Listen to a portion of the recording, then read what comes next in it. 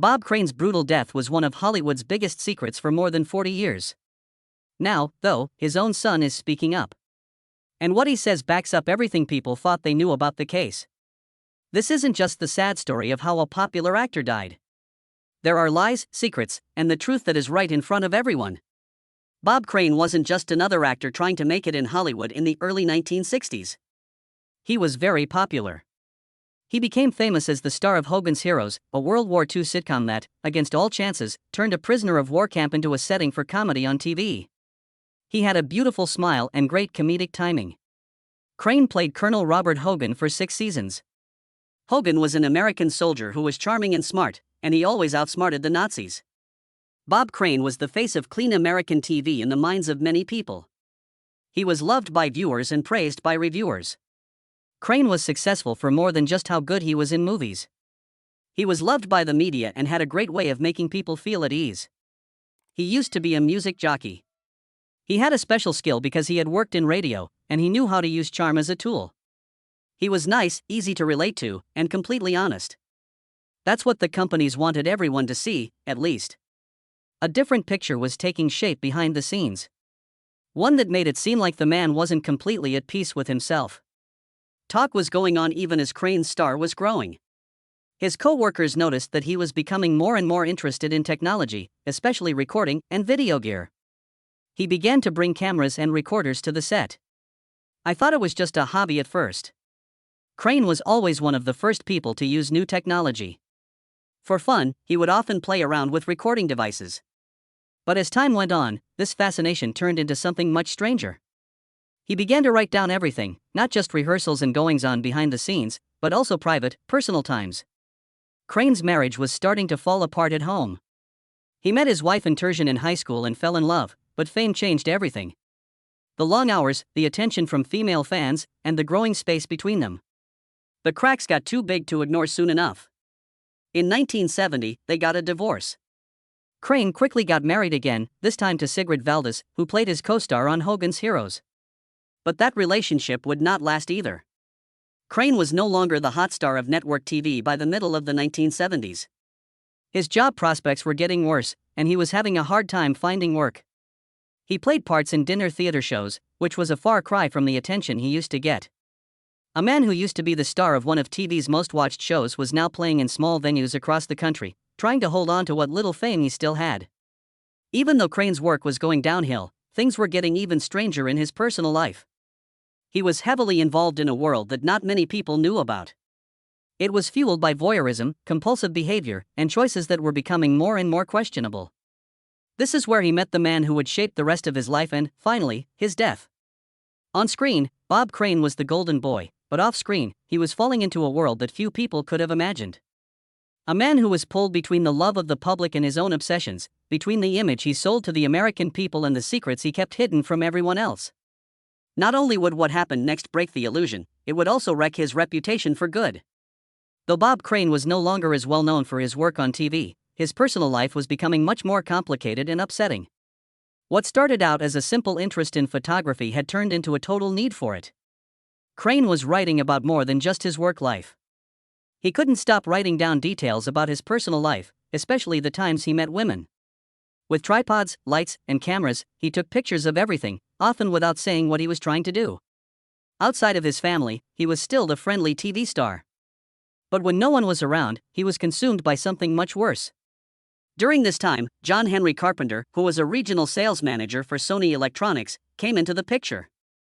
Carpenter quickly became good friends with Crane after giving him video equipment. That being said, they were more than just friends. It was a pretty bad relationship. They lived a strange life together, based on control, spying, and seduction. Carpenter would often go on the road with Crane and help get women to come back to their hotel rooms, where the two men would record private moments. Most of the time, these women had no idea they were being taped. This double life started to hurt. Crane became addicted to these meetings and writing about them all the time. It wasn't just a personal thrill for him, it became an important part of who he was. He carefully organized his tapes by name and date and kept them in boxes with those labels. It wasn't about closeness or relationship anymore, it was about power, proof, and the need to keep going over what had already happened. He wasn't living in the present, instead, he was recorded. People who were close to him began to notice changes. He became more and more alone, mentally distant, and suspicious.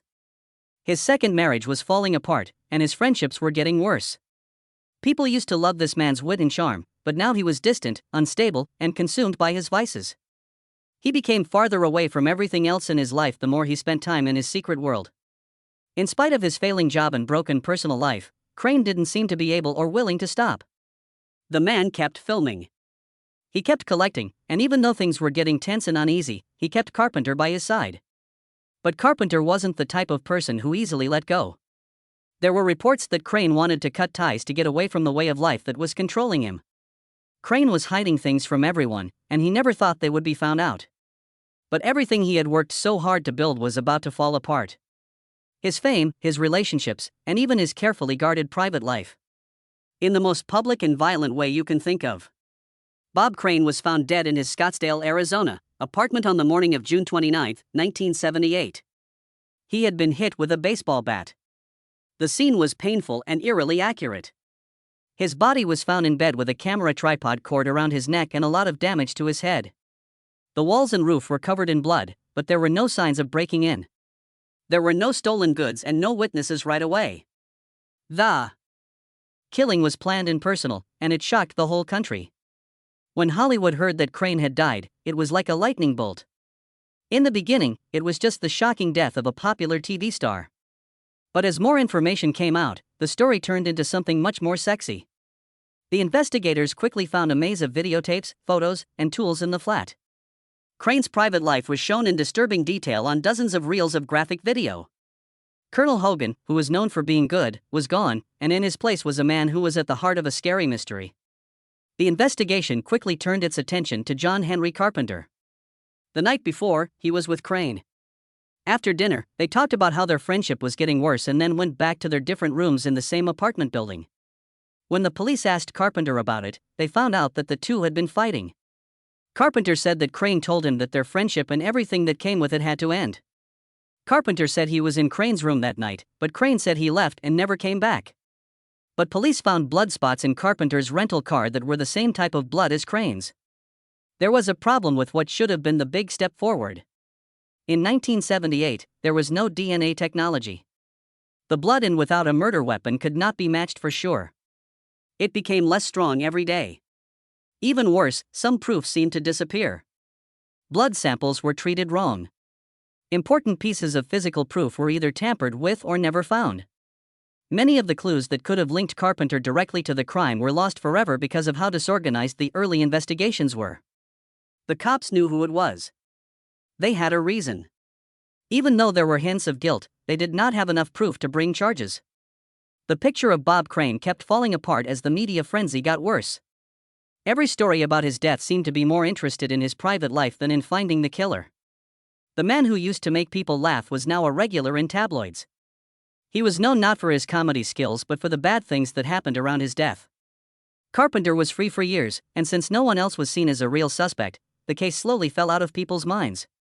Crane's family and the one person who never gave up hope that justice could be done never really got over it. Every step of the investigation into Bob Crane's death was a mistake. Detectives thought they had a clear suspect, a clear reason for the crime, and even trace evidence that linked Carpenter to it. They did not have the knowledge or the drive to finish the case, though. Slowly but surely, the little proof they did have started to disappear. Almost right away, the crime scene had been messed up. In the hours after Crane's body was found, curious neighbors, untrained police officers, and even members of the media were allowed to look around the flat. There were problems with the way forensics were done, and important proof, like the murder weapon, was never found. The video gear, which might have held more hints, was put away but never fully checked for fingerprints or other forensic details. The way the blood proof was handled was even worse.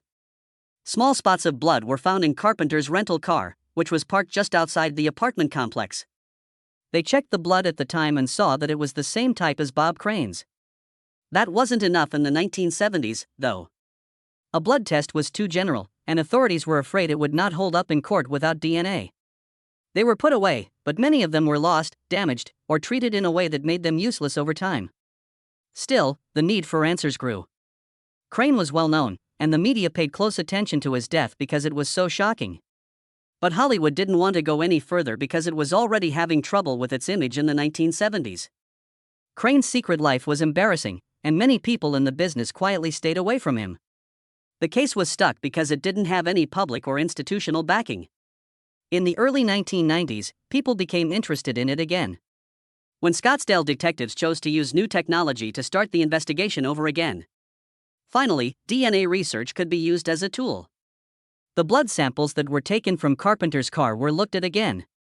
Even though a few clues could still be used, the results were still not clear.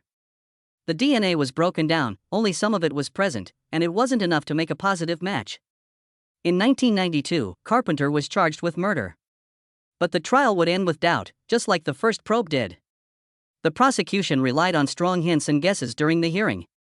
They told a story about a man who was hurt and desperate because of a friendship that had turned bad. The defense, on the other hand, gave good reasons and stressed that there was no direct physical proof. Carpenter was found not guilty in 1994 after a trial that got a lot of attention. He said he was innocent all the way up until his death in 1998. The result was terrible for Crane's family. The only person who was ever really thought to be a suspect had just been let go. The case was pretty much over because there were no new clues or solid proof, and people were tired of hearing about it. Some people were not ready to let it go, though. One person had been affected by that tragedy for many years. Someone who knew the truth and didn't bury it with his dad. He had been quiet for years, but now he was ready to talk. Bob Crane Jr. stayed out of the public eye for many years. The media was obsessed with his father's shocking death, but he lived a quiet life away from Hollywood. But there was a son who had lived through the chaos, the whispers, and the unsolved questions. In the last few years, he decided it was time to face the truth that everyone had been ignoring for so long. The choice for Bob Jr. to come out came in the form of interviews and, most notably, a memoir that shows what really happened behind closed doors. His words aren't just those of a kid who is sad. People who lived through the story wrote them. They saw their father become obsessed with fame, secrecy, and a bond that was much more dangerous than anyone knew. What shocked people the most was how much Bob Crane Jr. knew about the murder even at the time of it. He talks about how, after the crime, he went through his dad's house and found a lot of tapes, notes, and writings. The cops had never looked at some of these things before. Others were taken away quietly by family, maybe out of fear or shame.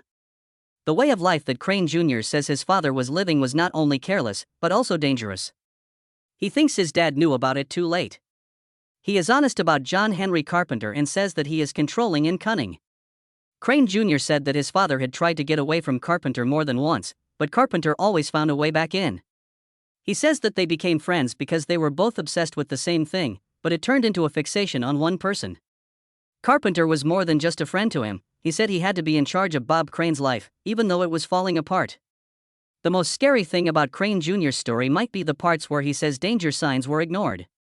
In the weeks before the murder, Bob Sr. had said he was scared. He had told close friends that someone was following him and watching him. He had even started writing down fights and strange phone calls. Crane Jr. thinks his dad knew something bad was going to happen, but no one paid attention. There's more to his book than just letting it all out. It goes against the official story in a direct way. It says that the legal system is too quick to give up. Of not keeping a man safe who was trying to get away from a world that had already taken over his life. The most important thing is that it won't let the story end in quiet. For Bob Crane Jr., this was never just about killing someone. It was finally bringing to light the truth that many had tried to hide. Something had changed in the last few weeks of Bob Crane's life. Friends saw that he was stressed, looking over his shoulder a lot, and distracted. He started to say bad things about the people around him. In particular, John Henry Carpenter. Bob Crane Jr. said that his father was losing interest in the life they had made together and wanted to leave it. No longer exciting, it was too much to handle. Crane stopped showing up to events with Carpenter. He was pulling away from the things they did together to set new limits. With close friends, he talked about ending things for good, not just with Carpenter, but from all the lies that had become a part of his life. He longed to be a father again, an actor again, and a man who wasn't defined by his shadows. But Carpenter didn't want to be cut off so quickly. Crane looked clearly shaken after fights, tense conversations, and phone calls. Crane Jr. says that one of these calls happened just 2 nights before the murder. He remembers something his dad said that stuck with him for a long time. "Look at John if something bad happens to me. It seemed like fear at the time, but now that we look back, it seems more like a warning, a last-ditch effort to be heard before it was too late. Crane's last days were spent by himself. He seemed farther away than ever, even though he was on tour for a show. His co-workers said he was unusually serious and got angry quickly. He had even started to talk about quitting everything, stopping traveling, giving up the stage, and starting over. Those plans would never come true, though. He and Carpenter had dinner together the night before he was killed. It was said to have been their last chance to make things better. Things did not go well at the meeting. Several people say Crane made it clear. That was the end. It's over with the trips, the tapes, and Carpenter. Then they went their separate ways. Crane's body was found in his bed the next morning. Nobody broke in, and there were no signs of it. The person who killed him was either invited or never left. For Crane Jr., it was too easy to miss the parts. A friendship that is getting worse. It was about a father trying to get away, the right time, and a suspect who had every reason to keep him quiet. Not only was it sad, but it was also planned, but no one had paid attention. But Bob Crane's son would not keep quiet for long. He knew the story wasn't over yet, and if the courts wouldn't do what was right, he was going to get it from the truth. People are still talking about Bob Crane's story more than 40 years after he died. It's still mysterious, but it's also about fame, secrets, and how justice can be missed so easily. It wasn't just a murder. The story was meant to teach us a lesson and make us think about how we remember famous people and the systems that are supposed to keep them safe. The public picture of Bob Crane was carefully crafted. He was a charming TV hero who stood for good sense and wit on the small screen. But behind the fame was a man who was truly troubled and struggling with urges he couldn't control. Even though the things he did may have added to the chaos that surrounded him, the tragedy will always be remembered for the way the people around him and the organizations that were supposed to look into his death failed. When Bob Crane died, the world wasn't ready to face the whole truth about his life. In the 1970s, it was too uncomfortable to think that a popular show star could be living such a controversial life. The media chose to make the incident into a big deal, and the justice system chose to be cautious. Instead of being clear, there was silence. But there were only rumors instead of solutions. Today, though, thanks to better forensic technology, new digital investigation tools, and a greater desire to look into old cases again, Crane's story is starting to come up again. People are once again interested in Crane Jr. because of true crime documentaries, investigative podcasts, and conversations with him. People want answers because the tools that were missing before might now be available. Crane Jr. has been one of the most vocal people who want the case to be looked at again. He has asked the authorities to start the case over with the technology we have now. DNA tests, digital image analysis, and even psychological profiling that are more advanced could shed new light on proof that was once thrown out. Some important pieces may be gone for good, but others may still hide secrets that have yet to be found. There is more going on than just the technical side. There is something more human at play. Crane's story makes us think about what it means to be silent, how dangerous it is to ignore signs, and how fame can protect both the innocent and the guilty. The fact that time didn't bring any answers in this case goes against the idea that it always does. Even though Bob Crane is no longer alive, his son's voice gets stronger every year. He doesn't want his father to be known only for the scandal. He wants the truth to come out because it is still important and because history needs to show that behind every news story is a real person, a family that has been broken up, and the truth.